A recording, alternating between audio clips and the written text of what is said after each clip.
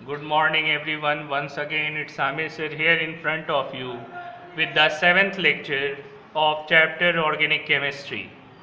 Today, we are going to see the preparation method of ethane, lab method of preparation of ethane. आज हम लोग ethane का lab में preparation देखने जा रहे हैं कि ईथेन जो एल्केन सीरीज का मेंबर है उसका प्रिपरेशन कैसे होता है। लास्ट क्लास में हमने देखा था कि मीथेन का प्रिपरेशन कॉमर्शियल लेवल पे लेबोरेटरी में किस तरह होता है, और आज हम लोग देखने जा रहे हैं प्रिपरेशन ऑफ इथेन और दूसरे केमिकल रिएक्शंस जो एल्केन्स के दूसरे केमिकल रिएक्शंस हैं वो देखने जाएंगे कि कैसे मीथेन और इथेन का प्रिपरेशन अदर मेथड से हो सकता है। तो आज हम लोग इथेन की मैन्युफैक्चरिंग देखने जा रहे हैं कि इथेन ऑब्टेन कैसे होता है। तो जिस तरह से मीथेन ऑब्टेन हो रहा था by heating sodium acetate with soda lime, उसी तरह से अगर हमको इथेन ऑब्टेन करना है तो हमको हीट करना पड़ेगा सोडियम प्रोपानोएट। मीथेन में था सोडियम एसीटेट CH3COONA, जबकि इसमें क्या होगा CH3CH2COONA, मतलब 3 कार्बन है, कार्बोक्सिलिक एसिड का, प्रोपानोइक एसिड है, उसका COOH की जगह पे क्या ले लिया है, Na ले लिया है। तो वही इसको शॉर्टकट में लिख सकते हैं CH3CH2 को C2H5COONA।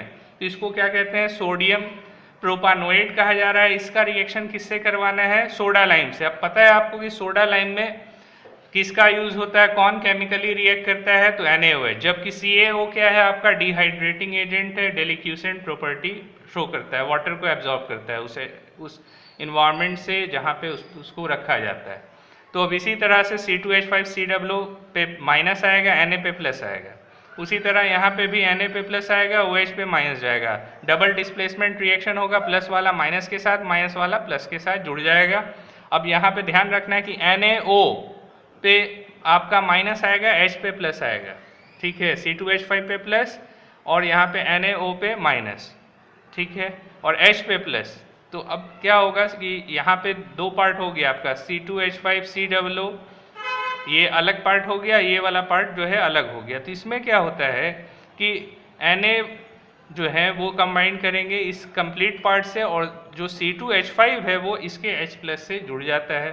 अगर मान लीजिए कि C2H5 पे माइनस मान लेते हैं कि C2H5 पे माइनस है और COO Na पे प्लस है, उसी तरह से NaO पे माइनस है, H पे प्लस है, तो C2H5 जिस पे माइनस है वो किससे जुड़ेगा, इसके H प्लस से जुड़ेगा और क्या बना देगा, C2H6 का फॉर्मेशन करेगा, इथेन का फॉर्मेशन हुआ, प्लस Na2CO और एक इसका ऑक्सीजन मिला करके 3 ऑक्सीजन Na2CO3 का फॉर्मेशन कर देगा। तो इस तरह से सोडियम प्रोपानोएट से सोडा लाइम से रिएक्ट करके इथेन का फॉर्मेशन करता है। Since the reaction involve the loss of carboxyl group, COOH group का लॉस हो रहा है, group from an acid, it is known as decarboxylation reaction. इस रिएक्शन को डीकार्बोक्सिलेशन रिएक्शन कहा जाता है। क्यों, क्योंकि इसमें किसका लॉस हो रहा है, कौन हट रहा है, एसिड्स का कौन सा पार्ट हट रहा है, तो COOH हट रहा है। तो COOH का रिमूवल हो रहा है और C2H का फॉर्मेशन हो रहा है। तो इसलिए इस रिएक्शन को कार्बोक्सिलेशन का हटना, COOH का हटना, डी लग गया, डी मतलब रिमूवल, तो डीकार्बोक्सिलेशन रिएक्शन कहा जा रहा है, डीकार्बोक्सिलेशन कहते हैं। तो कलेक्शन क्या हो रहा है, तो gas formed is collected by A downward displacement of water, मतलब वाटर में गैस को मतलब जो है रिलीज किया जाता है और फिर वो बबल्स के फॉर्म में ऊपर जा कर के कलेक्ट हो जाता है। तो इस अरेंजमेंट को फिगर के हेल्प से दिखाया जा रहा है कि आपका एक बंसन बर्नर है, बंसन बर्नर से जो टेस्ट ट्यूब है उसमें क्या ले लिया गया, सोडियम एसीटेट ले लिए, और क्या सोडियम एसीटेट है और सोडा लाइम है, सोडियम एसीटेट, और यहाँ अगर आप इथेन गैस प्रोड्यूस कर रहे हैं तो यहाँ पे प्रोपानोएट लेंगे। अब लेकिन यहाँ पे मीथेन का दिखा रहा है कि मीथेन गैस कैसे प्रोड्यूस हो रहा है, तो सोडियम एसीटेट लिया है। अगर इथेन गैस प्रोड्यूस करना है तो सोडियम प्रोपानोएट लेते, तो sodium acetate plus soda lime ले लिया, हीट किया गया। अब उससे क्या हुआ कि एक डिलीवरी ट्यूब है, पतला सा ग्लास ट्यूब है वो, और हार्ड ग्लास टेस्ट ट्यूब है, उसको जो है दूसरे कंटेनर में जिसमें आपका जो वाटर कंटेंट है वो मौजूद है उसमें डाला गया। अब जैसे ही उसमें जाता है तो बबल्स का फॉर्मेशन करेगा, क्योंकि गैस है तो वो कहाँ राइज होगा, ऊपर राइज होगा। तो दिखा रहे हैं inverted glass jar. Inverted glass jar कहने का मतलब, इन्वर्टेड का मतलब होता है अपोजिट, उल्टा करके रख दिया गया पानी में। तो उससे क्या होगा कि मीथेन गैस ऊपर कलेक्ट हो जाएगा, जबकि वाटर जो है वो आपका नीचे है, तो बबल्स फॉर्म करेगा, वो बबल्स जा करके ऊपर में वहाँ कलेक्ट हो जाएगा। जो यहाँ पे वैकेंट स्पेस दिख रहा है उसमें क्या है, मीथेन गैस कलेक्ट हो गया। इस तरह से मीथेन गैस कलेक्ट कर लेते हैं। तो ये हो गया आपका पहला method, lab method of preparation of methane हो गया। अब हम लोग देखने जा रहे हैं अदर्स मेथड जिससे जो है मीथेन और इथेन को प्रोड्यूस किया जा सकता है। तो इसमें क्या है, सेकंड मेथड में reduction of alkyl halide with zinc copper couple and ethyl alcohol. तो अब हम लोग रिडक्शन करवाएंगे एल्काइल हैलाइड का। एल्काइल हैलाइड के रिडक्शन कहने का मतलब रिएक्शन विथ हाइड्रोजन या एडिशन ऑफ हाइड्रोजन रिडक्शन कहलाता है। किसके साथ करवाना है, तो यहाँ पे एक तरह से कैटेलिस्ट के जैसा काम कर रहा है। किसके प्रेजेंस में, जिंक और कॉपर के कपल। तो जिंक और कॉपर एक तरह से कैटेलिस्ट हो गया आपका यहाँ पे, ठीक है। और किसके प्रेजेंस में होना चाहिए, सॉल्वेंट, किस सॉल्वेंट में होगा, तो इथाइल अल्कोहल होना चाहिए एज ए सॉल्वेंट, तब जाकर के रिएक्शन होगा। अब देखिए मीथेन के प्रिपरेशन के लिए क्या लिया, एल्काइल हैलाइड मतलब हैलोजन, क्लोरीन, फ्लोरीन, ब्रोमीन कुछ भी ले सकते हैं, आयोडीन। तो अब एल्काइल हो गया CH3 ले लिया, और आयोडीन हो गया तो मिथाइल आयोडाइड कह रहे हैं इसको। इसका हाइड्रोजन से रिडक्शन करवा रहे हैं, 2HI लिया गया, ठीक है। तो इससे क्या हो रहा है, जिंक और कॉपर का प्रेजेंस होना चाहिए, सॉल्वेंट क्या हो, इथाइल अल्कोहल होना चाहिए। तो उसके प्रेजेंस में क्या होगा कि CH3 पे क्या आएगा आपका, CH3 जो पार्ट है, अब I पे क्या आएगा, माइनस। अब इसको भी अगर दो पार्ट में ले लिया जाए, 2H है, तो मान लीजिए कि 2H कहने का मतलब क्या है, 2H का मतलब हो गया कि 2H है, तो 2H कुछ इस तरह से होगा, ठीक है। तो अगर जैसे ही HI सामने होता है, CH3I है, तो I पे क्या आएगा, डेल्टा निगेटिव, और CH3 पे क्या आएगा, डेल्टा पॉजिटिव। उसी तरह इसके सामने वाला जो H होगा उस पे क्या आएगा, डेल्टा पॉजिटिव, और उसके बगल वाले पे क्या आएगा, डेल्टा निगेटिव। अब ये डेल्टा पॉजिटिव वाला किसके साथ जुड़ेगा, डेल्टा निगेटिव I के साथ। उसी तरह से CH3 किसके साथ जुड़ेगा, इस H के साथ, तो क्या बना देगा, जैसा यहाँ पे दिखा रहा है, CH4 बन गया और HI अलग हो गया, ठीक है। यहाँ पे नाम गलत दे रहा है, ये मीथेन है, ये हो गया आपका हाइड्रोजन आयोडाइड, ठीक है। तो इस तरह से एल्काइल हैलाइड से मिथाइल आयोडाइड का रिडक्शन करवा दें हाइड्रोजन से, जिंक और कॉपर के प्रेजेंस में, इथाइल अल्कोहल के सॉल्वेंट के में, तो इससे क्या प्रोड्यूस होगा, मीथेन गैस प्रोड्यूस होगा। अगर आप चाह रहे हैं कि इथेन गैस प्रोड्यूस करें, तो इथेन गैस प्रोड्यूस करना भी आसान। तो आप क्या कर सकते हैं, तो यहाँ पे अगर CH3 ले रहे हैं, तो अगर इथेन प्रोड्यूस करना है तो C2H5 इथाइल लेना होगा। यहाँ मिथाइल था मीथेन के लिए, इथाइल लेंगे इथेन के प्रोडक्शन के लिए। सेम प्रोसेस होगा, सारा चीज़ सेम है। देख रहे हैं C2H5 क्या लग जाएगा, इससे H जुड़ जाएगा, C2H6 इथेन प्रोड्यूस हो गया प्लस HI।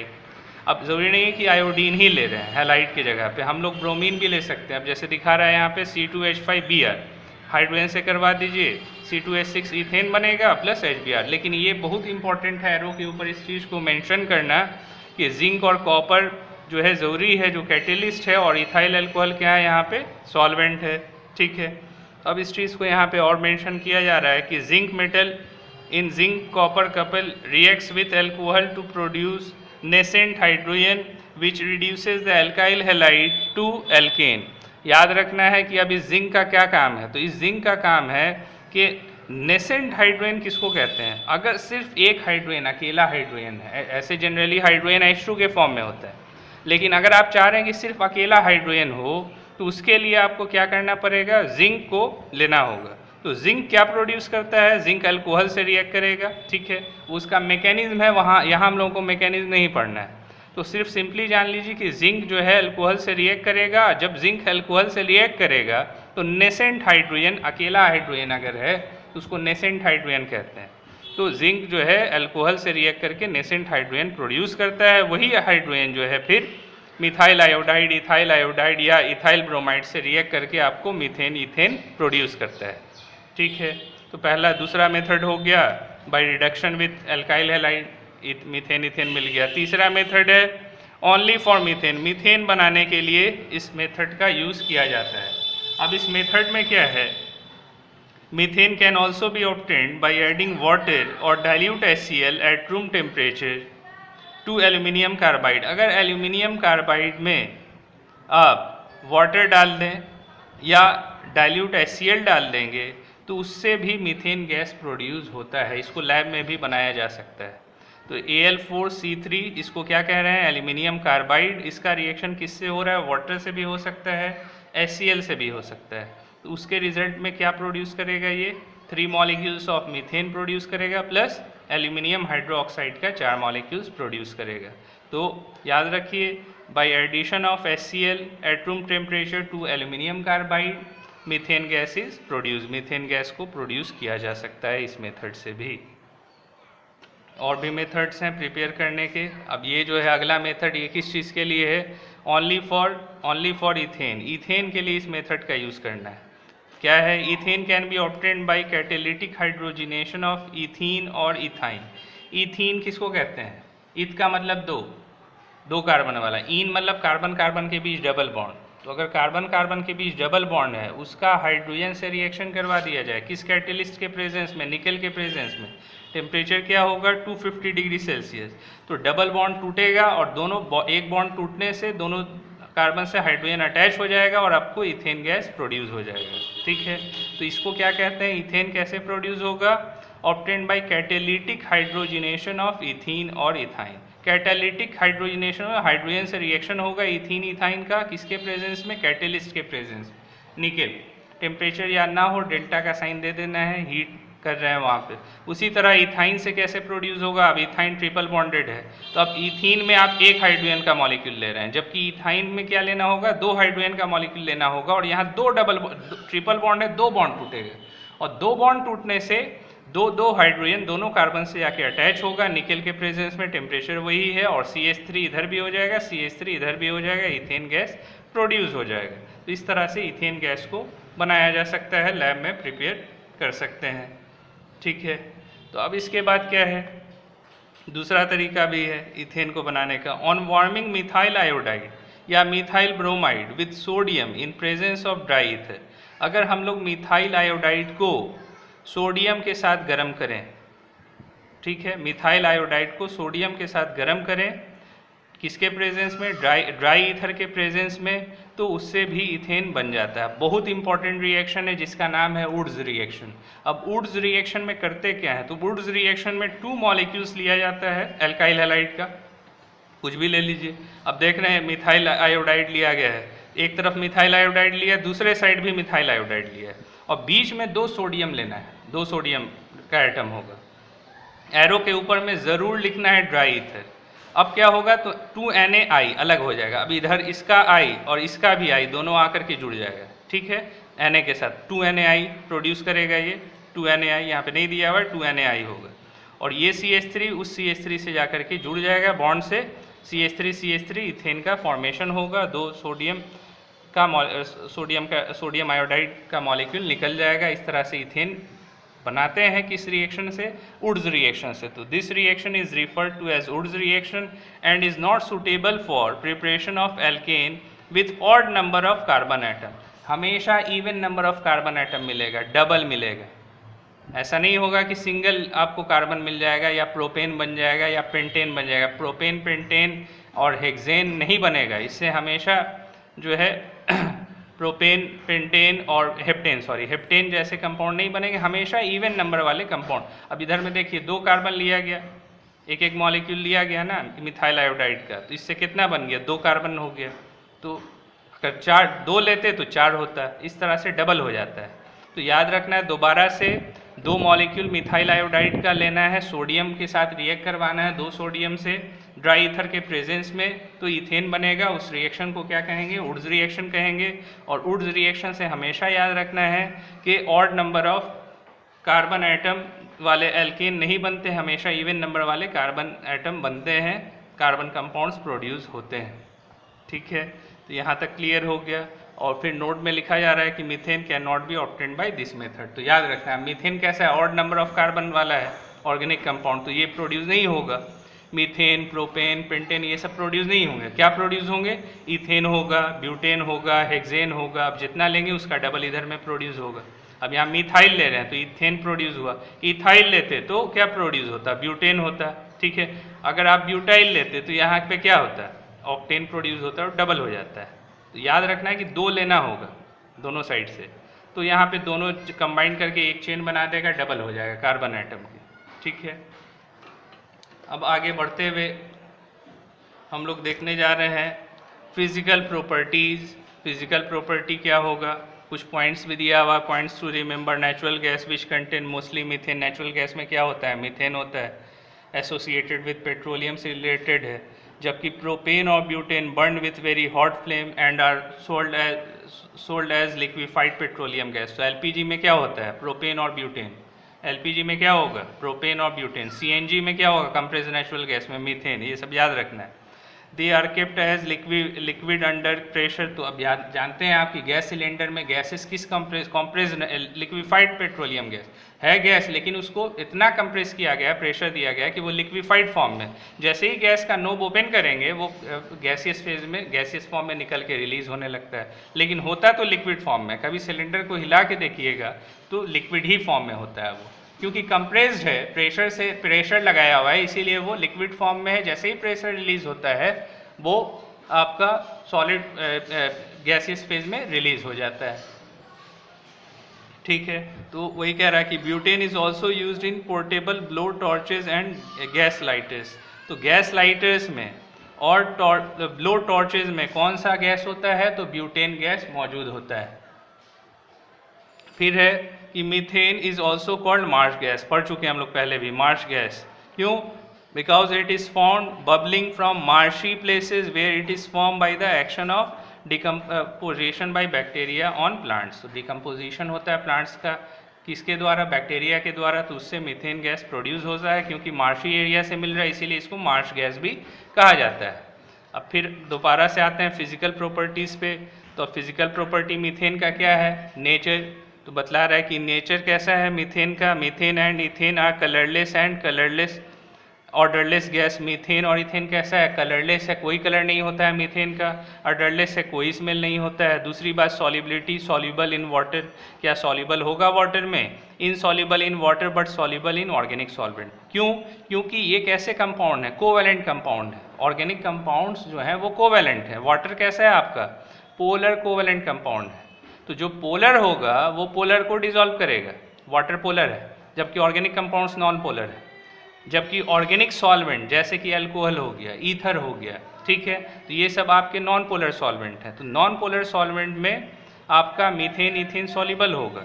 तो वही कहा जा रहा है मीथेन इथेन जो खुद नॉन पोलर है, कोवैलेंट बॉन्ड बनाता है, आयोनिक नहीं है, वो कहाँ डिसॉल्व होगा, ऑर्गेनिक सॉल्वेंट में। ऑर्गेनिक सॉल्वेंट कैसे हैं, वो नॉन पोलर हैं। CCl4, कार्बन टेट्राक्लोराइड जिसको कहते हैं, अल्कोहल हो गया, वो सारे नॉन पोलर हैं। तो जितने भी ऑर्गेनिक कंपाउंड्स हैं वो नॉन पोलर है। और ऑर्गेनिक कंपाउंड्स मीथेन इथेन भी क्या है, वो नॉन पोलर है। तो non polar dissolve in non polar, अब पोलर डिसॉल्व इन पोलर। तो वाटर पोलर है, तो आयोनिक कंपाउंड्स वाटर में डिसॉल्व होगा क्योंकि वो भी पोलर है। तो ये चीज़ याद रखना है कि सॉलिबिलिटी डिपेंड करता है पोलैरिटी पे। तो वही कह रहा है कि इनसॉल्युबल इन वाटर। तो ऑर्गेनिक कंपाउंड्स वाटर में क्या है, इनसॉल्युबल है, जबकि सॉल्युबल है किस में, ऑर्गेनिक सॉल्वेंट में। CCl4, इथाइल अल्कोहल, ईथर, ये सब में सॉल्युबल होगा। डेंसिटी की बात कर रहे हैं तो वाटर से हल्का होता है। Organic compounds lighter than water, तो वाटर से हल्का होता है, फ्लोट करेगा। मेल्टिंग पॉइंट की बात करें तो मीथेन का मेल्टिंग पॉइंट है 182.5 डिग्री सेल्सियस, जबकि इथेन का क्या है, उससे कम है melting point, 172 degree Celsius. Methane का बॉइलिंग पॉइंट कितना है, -161.5 डिग्री सेल्सियस, क्योंकि ऑलरेडी गैसियस फेज में है। और इथेन का क्या है, -88.6 डिग्री सेल्सियस। ठीक है, अब यहाँ पे दिखा रहा है फिजिकल स्टेट के बारे में कि कार्बन 1 से कार्बन 4, कार्बन 1 मतलब मीथेन से ब्यूटेन क्या होता है, गैसियस फेज में होता है। पेंटेन से लेकर के 17 कार्बन तक का जो चेन होगा कार्बन हाइड्रोकार्बन का, वो लिक्विड में होता है। और कार्बन 17 से ऑनवर्ड्स किस स्टेट में होगा, किस फिजिकल स्टेट में होगा, सॉलिड में होगा। तो इस तरह से फिजिकल प्रॉपर्टीज़ हम लोगों ने देख लिया। अब हम लोग देखने जा रहे हैं chemical properties of alkene. Chemical property मतलब केमिकल रिएक्शन किससे कैसे रिएक्ट करता है, तो वो हम लोग यहाँ पे देखने वाले हैं। तो केमिकल प्रॉपर्टीज़ क्या है, chemical properties of hydrocarbon are related to their structure. Structure से रिलेटेड है केमिकल प्रॉपर्टी, कैसा स्ट्रक्चर है। तो अब जैसे alkanes are saturated hydrocarbon with only carbon carbon and carbon hydrogen single bond. तो एल्केन कैसा है? सैचुरेटेड हाइड्रोकार्बन है। सैचुरेटेड हाइड्रोकार्बन किसको कहते हैं? जिसमें कार्बन कार्बन के बीच सिंगल बॉन्ड हो और कार्बन हाइड्रोजन के बीच भी सिंगल बॉन्ड हो। This bonds being very strong, बहुत स्ट्रॉन्ग होता है, do not break easily, therefore alkanes are chemically inert. इसीलिए एल्केन्स जल्दी रिएक्ट नहीं करता है क्योंकि उसका चारों वैलेंसी फुलफिल्ड है सिंगल बॉन्ड से, तो इसीलिए केमिकली इनर्ट वर्ड का यूज़ करते हैं। तो केमिकली इनर्ट क्यों है? कोई पूछे question, why alkanes are chemically inert? क्यों? Because bonds being very strong, because there bonds are very strong, do not break easily and they have completed their tetravalency. Tetravalency complete है, इसीलिए वो chemically inert होता है alkane. They do not react with acid से भी react नहीं कर रहा है, बेस से भी रिएक्ट नहीं कर रहा है, ऑक्सीडाइजिंग एजेंट से भी रिएक्ट नहीं कर रहा है, रिड्यूसिंग एजेंट से भी नहीं रिएक्ट कर रहा है। कब? Under ordinary reaction. Ordinary condition पे ये रिएक्ट नहीं करते। अंडर ऑर्डिनरी रिएक्शन कंडीशन पे ना एसिड से रिएक्ट करेगा एल्केन वाला, ना बेस से, ना ही रिड्यूसिंग और ऑक्सीडाइजिंग एजेंट से। क्यों? क्योंकि इसका नाम आपको याद होगा कि पैराफिन्स भी कहते थे। It is for this reason they are also called paraffins. इसीलिए इसको क्या कहते हैं? पैराफिन्स कहते हैं, क्योंकि बहुत लिटिल रिएक्ट करता है।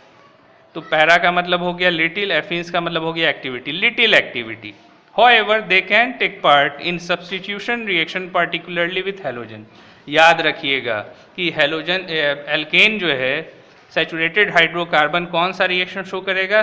सब्स्टिट्यूशन रिएक्शन, एलिमिनेशन नहीं, सिर्फ और सिर्फ सब्स्टिट्यूशन रिएक्शन जो है वो रिएक्शन कर सकता है, केमिकल रिएक्शन कर सकता है एल्केन, वो भी टेम्परेचर और प्रेशर इंक्रीज करने पे। देखा जाए सब्स्टिट्यूशन रिएक्शन में कैसे रिएक्ट करेगा।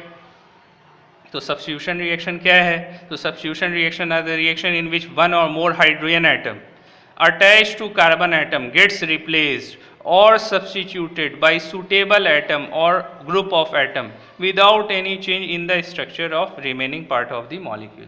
अब सिंपल है कि अब जैसे मान लीजिए कि मीथेन है, मान लीजिए मीथेन है, CH4 है, ठीक है। अब CH4 में क्या होगा? इस कार्बन का चार बॉन्ड होगा इस तरह से, ठीक है, सबसे हाइड्रोजन लगा हुआ। अब इसका रिएक्शन करवा दिया आयोडीन से, तो अब आयोडीन क्या करेगा? सब्स्टिट्यूट करेगा, एक हाइड्रोजन को हटाएगा और वहाँ पे जाकर के कौन बैठ जाएगा? आयोडीन। तो इस रिएक्शन को जहाँ पे एक हाइड्रोजन हट करके क्या लग गया? आयोडीन लग गया, तो उस रिएक्शन को क्या कहते हैं? सब्स्टिट्यूशन। सब्स्टिट्यूट कर दिया, उसके बदले में, ठीक है। तो वही चीज़ कह रहा है कि सब्स्टिट्यूशन रिएक्शन में क्या होता है कि वन और मोर हाइड्रोजन, एक या एक से ज़्यादा हाइड्रोजन एटम हटेंगे, attach to carbon atom gets replaced और सब्स्टिट्यूटेड, हटेगा वहाँ से, और वहाँ पे उसके बदले में क्या आ जाएगा? सूटेबल एटम और ग्रुप ऑफ एटम आकर के अटैच हो सकता है without any change in the structure. Structure में कोई बदलाव नहीं आएगा, सिर्फ और सिर्फ एक एटम हाइड्रोजन का हटेगा, उसके बदले दूसरा एटम या ग्रुप ऑफ एटम दूसरे मतलब कंपाउंड का आकर के ऐड हो जाएगा। तो इस तरह का रिएक्शन क्या कहलाता है? Substitution reaction. और जो प्रोडक्ट बना उसको क्या कहेंगे? Substitution product. And the new group which enter in the molecule is known as substituent. और जो नया ग्रुप जैसे आयोडीन आकर के जुड़ गया तो क्या कहलाएगा? सब्स्टिट्यूएंट कहलाएगा। This reaction are very common in saturated hydrocarbon. तो सैचुरेटेड हाइड्रोकार्बन में इस तरह के रिएक्शन बहुत कॉमन होते ही रहते हैं। उसी का पहला टाइप बतला रहा है, पहला केमिकल रिएक्शन हैलोजिनेशन। हैलोजिनेशन मतलब एडिशन ऑफ हैलोजन, किसमें? हाइड्रोकार्बन चेन में, मीथेन के साथ, इथेन के साथ हैलोजन का जोड़ना, हैलोजिनेशन कहलाएगा। जनरली क्लोरीन को जोड़ते हैं तो उसको क्या कहेंगे? क्लोरीनेशन कहलाएगा।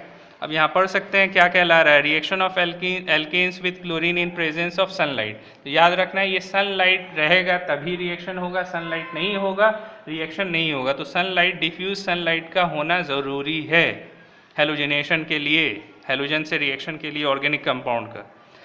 तो वही बात कह रहे हैं, in presence of sunlight is a typical substitution reaction in which hydrogen atom of alkane are successively replaced by halogen atom. Halogen atom जैसा हम दिखाए अभी, हैलोजन ने रिप्लेस किया।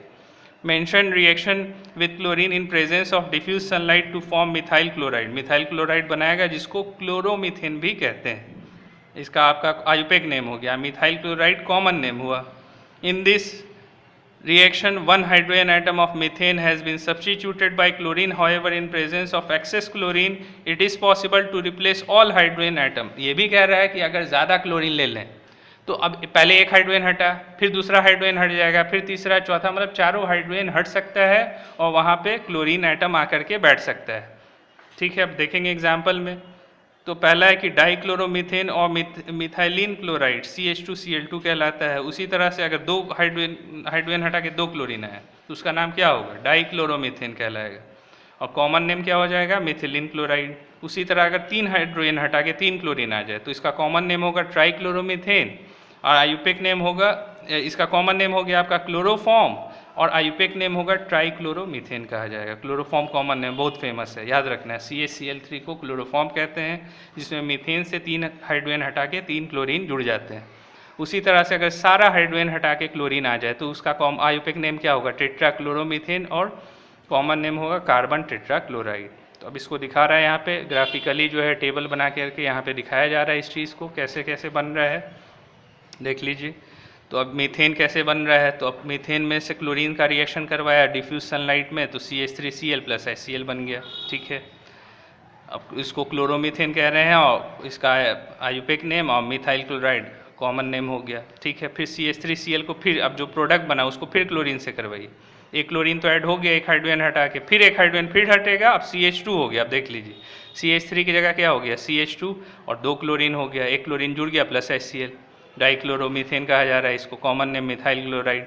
उस तरह से अगर फिर इसका प्रोडक्ट CH2Cl2 को फिर क्लोरीन से करवाएंगे तो क्लोरोफॉर्म बनाएगा, कॉमन नेम, और ट्राइक्लोरोमीथेन आयुपेक नेम CaCl3 + एक मॉलिक्यूल HCl का निकलेगा।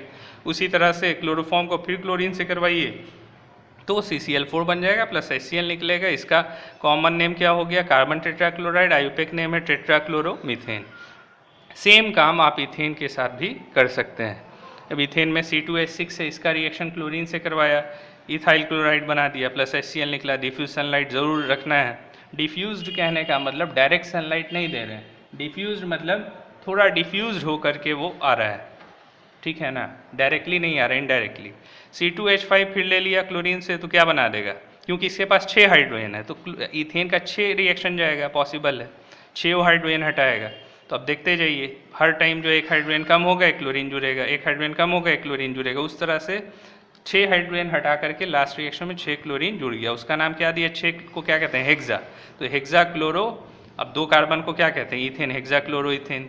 5 है तो पेंटा क्लोरो इथेन, 4 है तो टेट्रा क्लोरो इथेन, 3 है तो ट्राई क्लोरो इथेन, 2 है तो डाई क्लोरो इथेन।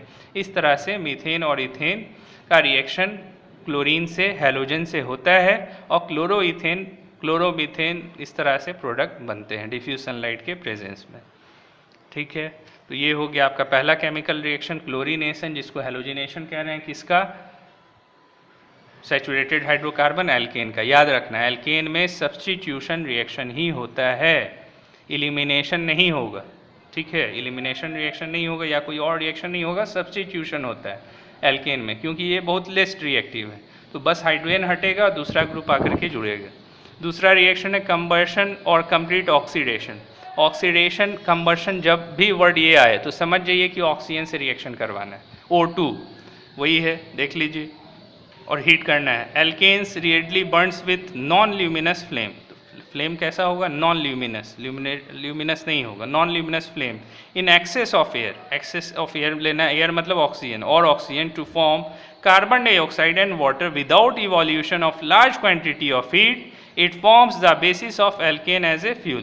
तो याद रखिए, जब भी हाइड्रोकार्बन को बर्न किया जाएगा ऑक्सीजन के साथ तो उससे दो ही चीज़ प्रोड्यूस होता है, कार्बन डाइऑक्साइड और वाटर।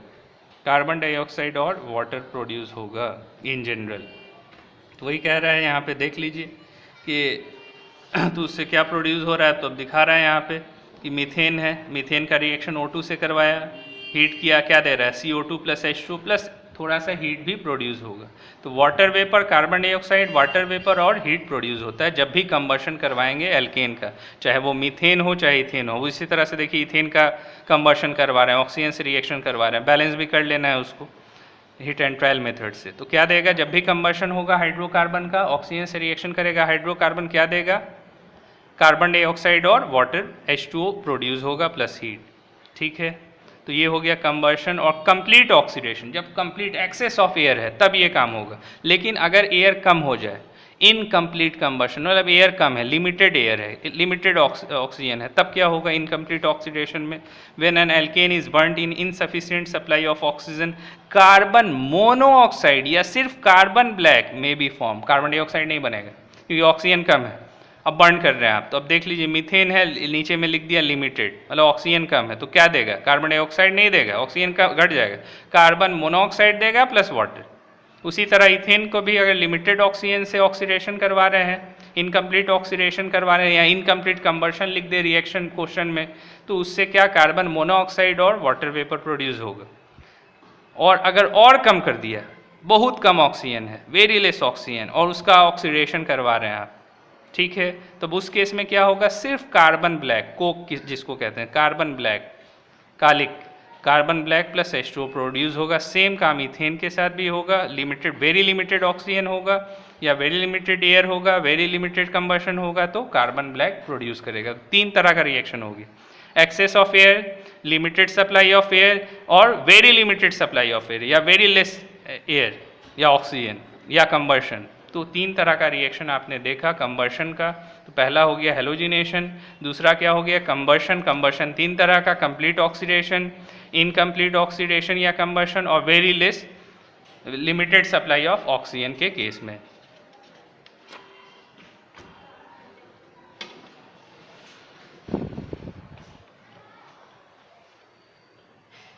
चौथा रिएक्शन है, केमिकल रिएक्शन है, कैटेलिटिक और कंट्रोल्ड ऑक्सीडेशन। कैटेलिटिक मतलब कैटेलिस्ट के प्रेजेंस में ऑक्सीडेशन करवा रहे हैं, ऑक्सीजन से रिएक्शन करवा रहे हैं, तब क्या होगा? एल्केन का, एल्केन मतलब मीथेन, इथेन, लोअर एल्केन कहता है, मतलब पहला 4, मीथेन, इथेन, प्रोपेन, ब्यूटेन की बात कर रहा है। Lower alkanes undergo restrict oxidation in presence of metallic catalyst. Metallic catalyst मतलब जिंक ले लिया, कॉपर ले लिया, उसके प्रेजेंस में metallic catalyst such as copper at high temperature and pressure to form alcohol, aldehyde and acid।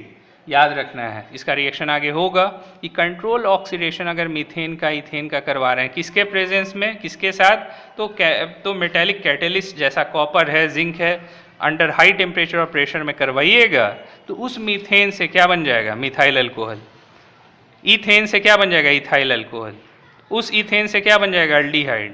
उस ethane से क्या बन जाएगा? Ethanoic acid. तो एसिड ये सब भी बन सकते हैं, आगे रिएक्शंस आएगा, देखेंगे, ठीक है। अब जैसे यहाँ पे दिखाया जा रहा है, सारे से रिएक्शन देख सकते हैं आप। पहला है हाइड्रोकार्बन टू अल्कोहल। हाइड्रोकार्बन से, मीथेन से अल्कोहल कैसे बनाएंगे? इसको कन्वर्जन भी कहते हैं, conversion reaction. How you will convert methane two methyl alcohol, question आता है, तो उसमें ये प्रोसेस, ये रिएक्शन याद रखना है कि when a mixture of methane and oxygen in the molar ratio of 9:1, molar ratio क्या होना चाहिए? 9:1 का मोलर रेशियो। मोल्स कितना लेना है? 9 मोल्स लेना है आपको मीथेन का, और 1 मोल ऑक्सीजन लेना है। Is compressed to about 120 ATM pressure. 120 का प्रेशर लेना है, ATM का pressure, pass through copper tube. Copper tube से पास करवाना है। टेम्परेचर क्या होगा? 200 डिग्री सेल्सियस। तो आपको क्या मिलेगा? मिथाइल अल्कोहल फॉर्म करेगा। तो इतना आसान नहीं है, आपको ऑक्सीजन लेना होगा 1 के रेशियो में, और मीथेन लेना होगा 9 के रेशियो, 9:1 के रेशियो में। कॉपर ट्यूब होना चाहिए, temperature 200 degree Celsius, pressure 120 ATM। तब जा करके एक हाइड्रोजन हटेगा और यहाँ पे OH आकर के जुड़ जाएगा। एक हाइड्रोजन हटा के, अब देखिए CH4 है, यहाँ क्या है? CH3 से क्या जुड़ गया? फंक्शनल ग्रुप OH जुड़ गया, तो मिथाइल अल्कोहल बन जाएगा। दोबारा से मीथेन को 9:1 के रेशियो में, मीथेन और ऑक्सीजन को हीट करेंगे कॉपर ट्यूब के प्रेजेंस में। टेम्परेचर ये होगा, प्रेशर ये होगा, तो उससे 2 मॉलिक्यूल्स किसका मिलेगा? मिथाइल अल्कोहल का, ठीक है।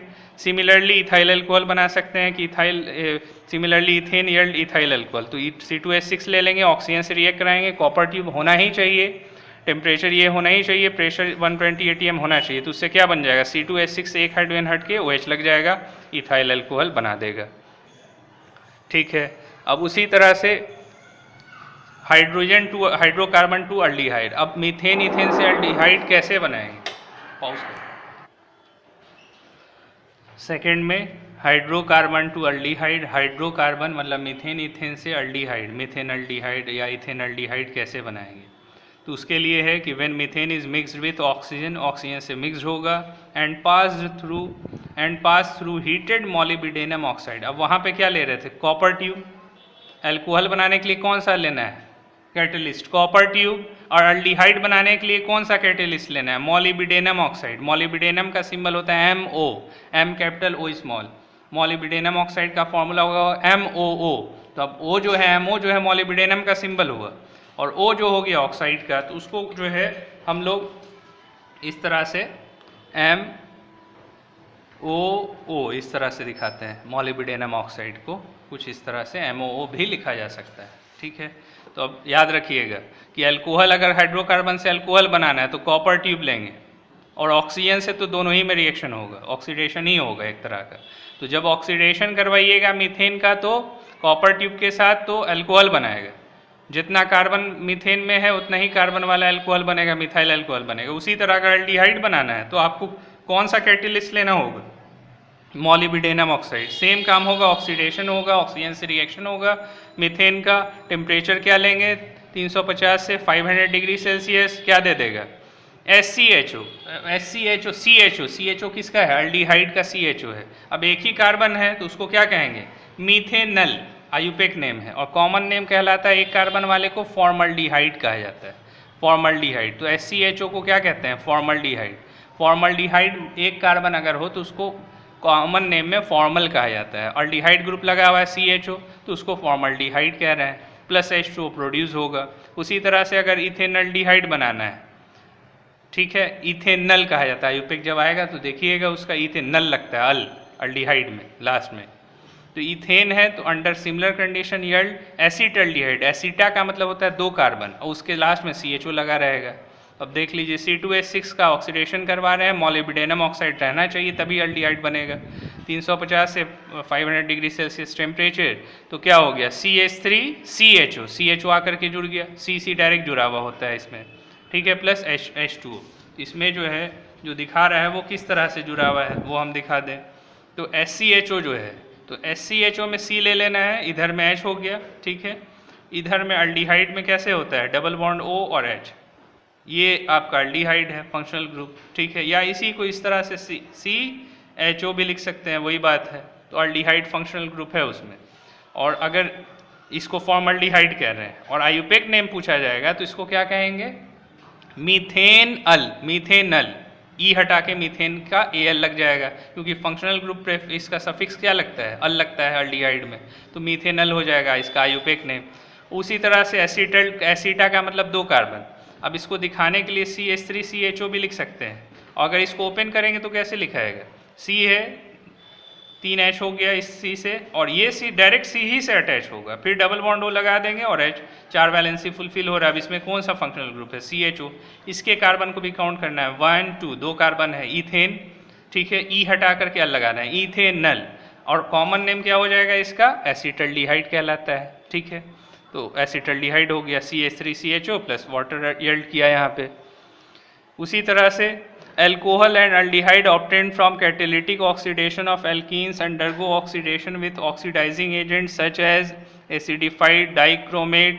अब इसके अलावा अगर आप चाह रहे हैं कि नहीं याद आ रहा है कि कॉपर ट्यूब नहीं ले, आपको याद आ रहा है अल्कोहल बनाने में या एल्डिहाइड बनाने में आपको मॉलिब्डेनम ऑक्साइड नहीं याद आ रहा है, तो उसके अलावा और भी ऑक्सीडाइजिंग एजेंट, रिड्यूसिंग एजेंट है जिसका यूज़ करके आप अल्कोहल एल्डिहाइड बना सकते हैं। कैसे, तो अब देख लीजिए, alcohol and aldehyde obtained for catalytic oxidation of alkane undergo oxidation with oxidising agents such as acidified dichromate K2Cr2O7 plus H2SO4 to form carboxylic acid.